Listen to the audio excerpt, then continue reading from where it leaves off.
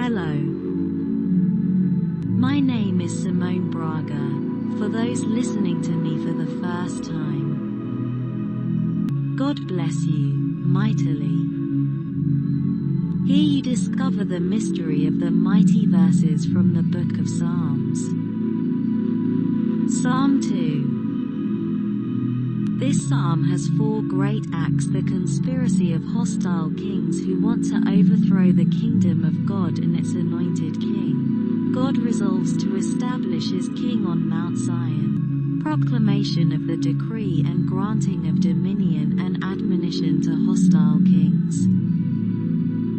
The conspiracy of hostile kings who want to overthrow the kingdom of God and its anointed king.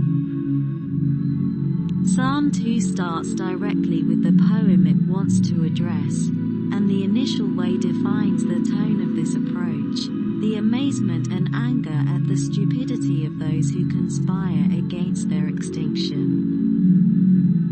In the first part of this text, the psalmist sets out the story that begins with the kings who oppose the chosen king, the anointed of God, and plot against his reign. In the Old East, kings often revolted at the coronation of a new foreign ruler and sometimes declared war on him, and this was the intent of the nations and peoples represented by the kings of the earth and their rulers. The anointed king. It is worth remembering that at the time, the king was a divine representation.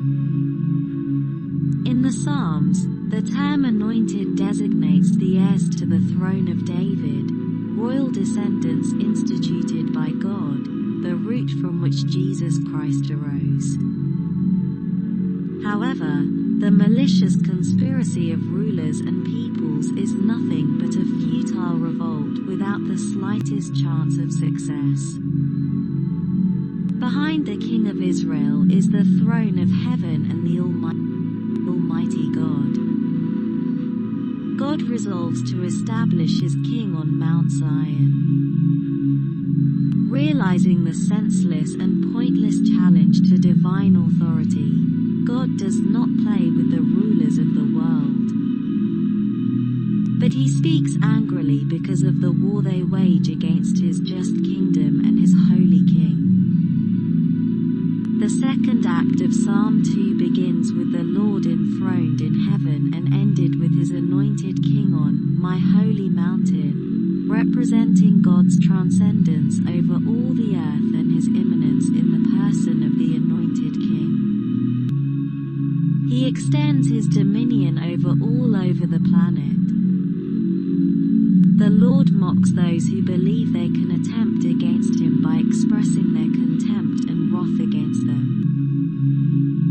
While facing worldwide opposition to his empire, sovereignly declaring that he sets up his king in the city he has chosen, the Lord has chosen the Davidic king and has chosen Zion as the royal city. The moment David conquers Jerusalem, he begins to settle there and brings the Ark of the Covenant with him. Years later, the city will also be home to the temple.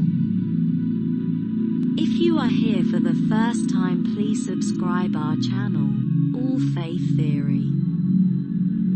I kindly ask you to do it because it will help our channel, and the YouTube algorithm will understand our content is reasonably suitable for hearing.